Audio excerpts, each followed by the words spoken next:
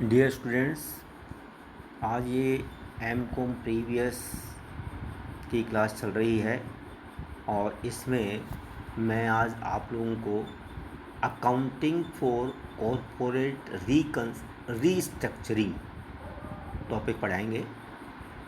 यानी कंपनी की पुनर्संरचना संबंधी लेखांकन के विषय में आप लोगों को बताएंगे। देखिए, जिस प्रकार से एक मनुष्य यदि बीमार पड़ जाता है और वह सामान्य मेडिसिन्स के माध्यम से ठीक नहीं होता है, उसकी कोई सर्जरी करनी पड़ती है। जैसे मान लीजिए किसी व्यक्ति के हार्ट की प्रॉब्लम है और हार्ट में की दो तीन आर्टरी में उसके बहुत ज़्यादा ब्लॉकेज हैं, तो एक ऐसी स्थिति में उनकी बाईपास सर्जरी करनी पड़ेगी। तो इसी तरह से जब कंपनी की फाइनेंशियल पोजीशन ख़राब हो रही हो, तो ऐसी स्थिति में कंपनी को रिकंस्ट्रक्ट करने की आवश्यकता होगी या रीस्ट्रक्चर करने की आवश्यकता होगी या पुनर्संरचना या करने की आवश्यकता होगी। तो देखिए, ये जो पुनर्संरचना है, रिकंस्ट्रक्शन है, ये दो तरह का होता है। एक तो होता है इंटरनल रिकंस्ट्रक्शन और दूसरा होता है एक्सटर्नल रिकंस्ट्रक्शन। यानी इंटरनल रिकंस्ट्रक्शन आंतरिक पुनर्निर्माण जो है, या संरचना भी कह सकते हैं इसको, पुनर्संरचना भी कह सकते हैं।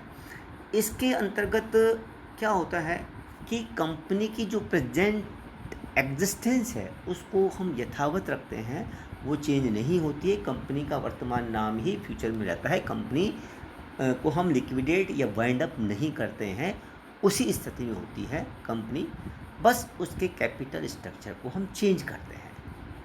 अब देखिए, इसमें आपसे अब इस चैप्टर में हम केवल इंटरनल रिकंस्ट्रक्शन की बात करेंगे। फिर भी मैं एक्सटर्नल रिकंस्ट्रक्शन के बारे में बता देता हूँ थोड़ा सा क्या होता है। एक्सटर्नल रिकंस्ट्रक्शन में हम क्या करते हैं, जो प्रेजेंट कंपनी की जो प्रेजेंट एग्जिस्टेंस है उसको हम वाइंड अप कर देते हैं, यानी उस नाम को हम बंद कर देते हैं और नए नाम से कंपनी को स्टार्ट करते हैं। यानी नई कंपनी को क्रिएट करते हैं, पुरानी कंपनी को बाय करके। पुरानी कंपनी के बिजनेस को बाय कर लेती है नई कंपनी, पुरानी कंपनी की तरह से वाइंड अप हो जाती है। वो कहलाता है एक्सटर्नल रिकंस्ट्रक्शन। ठीक है, इस चैप्टर में हम केवल इंटरनल रिकंस्ट्रक्शन की बात करेंगे। इसको कहते हैं अपन आंतरिक पुनर्निर्माण। अब इसमें एक 5 नंबर का या 10 नंबर का क्वेश्चन बन सकता है। यदि मान लीजिए 20 नंबर के क्वेश्चन के साथ कभी कभी 5 नंबर का जोड़ देते हैं, या फिर 10 नंबर का क्वेश्चन में भी ये बहुत ही इंपॉर्टेंट क्वेश्चन है कि when internal reconstruction becomes desirable, यानी आंतरिक पुनर्निर्माण कब वांछनीय हो जाता है। वो परिस्थितियाँ बताइए जब आंतरिक निर्माण वांछनीय हो जाता है। Desirable conditions for internal reconstruction, इस तरह का क्वेश्चन आपसे पूछ सकते हैं। तो देखिए, इसके 5 कंडीशंस हैं जबकि किसी कंपनी का इंटरनल रिकंस्ट्रक्शन आवश्यक हो जाता है या डिजायरेबल या वांछनीय हो जाता है। इसमें सबसे पहले यह है कि यदि कंपनी में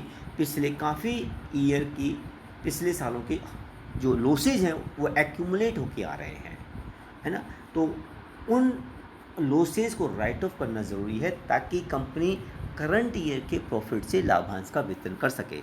यदि कंपनी एक्यूमुलेटेड प्रॉफिट को कैरी ऑन करती रहेगी तो कंपनी डिविडेंड का डिस्ट्रीब्यूशन नहीं करेगी, चाहे करंट ईयर में प्रॉफिट भी क्यों नहीं हुआ हो, क्योंकि पुराने लॉसेस को राइट ऑफ करना पड़ेगा। इसलिए यदि कंपनी के पास पिछले सालों की हानियाँ एकत्रित होती हैं, इन्हें एक्यूमुलेटेड लॉसेस आ रही हैं बैलेंस शीट में, उस स्थिति में उसको अपलिखित करने के लिए इंटरनल रिकंस्ट्रक्शन की आवश्यकता होगी। सेकेंडली, यदि कंपनी का जो पूंजी स्ट्रक्चर है, यानी पूंजी घाटा यानी कैपिटल स्ट्रक्चर है, वो भी सही नहीं है, यानी फाइनेंशियल एथिक के अनुसार नहीं है, तब भी हम इसको इंटरनल रिकंस्ट्रक्शन डिजायरेबल हो जाता है। कंपनी के अंशों का अंकित मूल्य, यानी जो कंपनी के जो शेयर की फेस वैल्यू है वो इन्वेस्टर्स के लिए एट्रैक्टिव नहीं हो, आकर्षक नहीं हो, ऐसी स्थिति में उनकी फेस वैल्यू को चेंज करने के लिए भी इंटरनल रिकंस्ट्रक्शन की आवश्यकता होती है। जब कंपनी के इक्विटी अंश, देखिए, कंपनी में 2 तरह की पूंजी होती है। एक तो फिक्स्ड कॉस्ट बिल्डिंग कैपिटल होती है, एक वेरिएबल कॉस्ट बेयरिंग कैपिटल होती है। Variable cost bearing capital normally equity share capital होती है, और जो फिक्स्ड कॉस्ट बेयरिंग कैपिटल होती है वो कंपनी के द्वारा इशूड डिबेंचर्स हैं, और प्रेफरेंस शेयर कैपिटल, इन दोनों को मिलाकर हम फिक्स्ड कॉस्ट बेयरिंग कैपिटल कहते हैं। यदि इन दोनों के बीच में प्रोपोर्शन है उसको हम कहते हैं कैपिटल गियरिंग रेशियो। यदि सही तरीक़ा से यानी फाइनेंशियल एथिक के अकॉर्डिंगली सही नहीं है कैपिटल गियरिंग रेशियो कंपनी का, तो ऐसी स्थिति में भी इंटरनल रिकंस्ट्रक्शन की आवश्यकता होती है।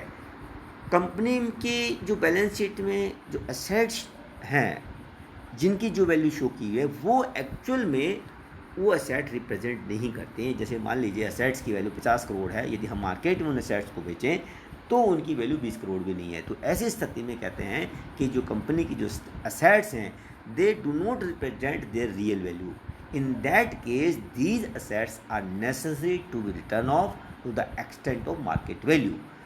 तो उस स्थिति में भी कंपनी को इंटरनल रिकंस्ट्रक्शन की आवश्यकता होती है। ये 5 कंडीशन है जबकि आंतरिक पुनर्निर्माण यानी इंटरनल रिकंस्ट्रक्शन बिकम्स डिज़ायरेबल या नेसेसरी भी कह सकते हैं इसको।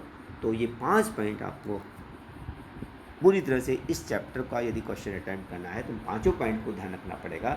हो सकता है 10 नंबर का क्वेश्चन आ जाए इसमें से ये, या फिर किसी 20 नंबर के क्वेश्चन के साथ में ये एक 5 नंबर का क्वेश्चन जोड़ दिया जाए।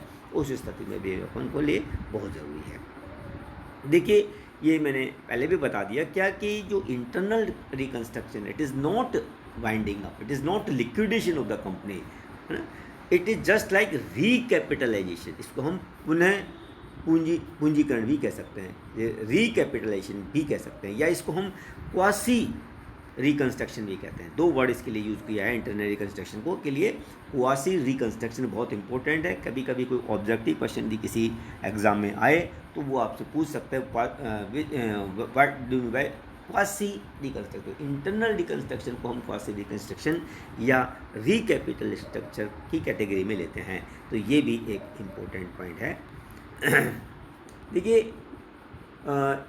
जो अपन कंपनी का रीस्ट्रक्चरिंग करते हैं यानी रिकैपिटलाइजेशन करते हैं, ये भी 2 तरह का होता है इसमें। एक तो है अंश पूंजी में परिवर्तन, अंश पूंजी में परिवर्तन यानी कैपिटल यानी अल्ट्रेशन शेयर कैपिटल कहते हैं इसको, और एक होता है अंश पूंजी में कटौती, reduction in capital, reduction in capital. तो अब हम पहला पॉइंट लेते हैं इसमें, अंश पूंजी में परिवर्तन, अल्ट्रेशन इन शेयर कैपिटल। देखिए अल्ट्रेशन इन शेयर कैपिटल और रिडक्शन इन शेयर कैपिटल में बहुत डिफरेंस है। अल्ट्रेशन शेयर कैपिटल में कंपनी की जो एग्जिस्टिंग कैपिटल है वो चेंज नहीं होती है, ठीक है, जबकि रिडक्शन इन शेयर कैपिटल में हम कैपिटल को रिड्यूस कर देते हैं। तो अब इसमें जो अपन से अल्ट्रेशन शेयर कैपिटल में सबसे पहले रहता है यदि कंपनी के पास पूंजी की कमी है, पैसे की कमी है, तो कंपनी नए शेयरों का निर्गमन कर सकती है, नए अंशों के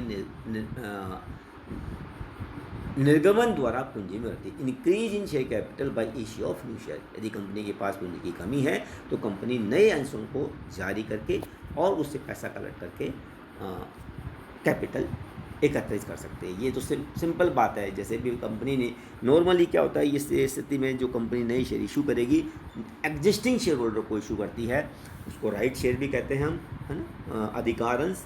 तो उसमें क्या होता है कि जैसे एक प्रोपोर्शन बना दिए, 5 शेयर पर 2 शेयर देगी कंपनी, यानी कंपनी को जितने भी शेयर इशू करने हैं उस हिसाब से दिखा लेगी भाई कितनी कैपिटल हमको इशू करनी है, कितने शेयर इशू करने हैं और अपने पास पहले की कैपिटल कितनी है, तो एग्जिस्टिंग शेयर होल्डर को किस प्रोपोर्शन में शेयर मिलेंगे वो एक रेशियो निकाल लिया जाता है। तो नॉर्मली यदि पॉइंट्स में नहीं आता है तो जितने शेयर उसके बनते हैं उसको दे देंगे, और यदि वो खरीदता है तो, यदि नहीं खरीदता तो बाकी दूसरे लोगों को दे देंगे। दूसरी बात यदि फ्रैक्शन ऑफ शेयर्स हैं तो जो फ्रैक्शन ऑफ शेयर तो इशू होते नहीं है, इसलिए सारे फ्रैक्शंस को एक साथ कंसोलिडेट करके हम किसी को इशू कर देते हैं और उनसे जो पैसा आता है वो हम शेयरर्स को, जिनके फ्रैक्शनल शेयर हैं, जैसे मान लीजिए किसी के 0.24 शेयर है तो 0.4 यानी एक शेयर की वैल्यू निकालेंगे तो 20 रुपये, तो 20 को 0.4 से मल्टीप्लाई करें उतने रुपये उनको कैश पेमेंट कर देते हैं। तो ये कोई इतना अपने प्रैक्टिकल क्वेश्चन में नहीं है इस रिलेटेड। तो ये पॉइंट अपन ने डिस्कस कर दिया। आज इस वीडियो के माध्यम से हम इतना ही लेते हैं। अगले वीडियो में नेक्स्ट अल्ट्रेशन शेयर कैपिटल का जो नेक्स्ट पॉइंट है, 5 तरह के अल्ट्रेशन शेयर कैपिटल में हमारे पास टॉपिक है, तो एक मैंने इसमें ले लिया है, 4 नेक्स्ट वीडियो में लेंगे। Thank you very much.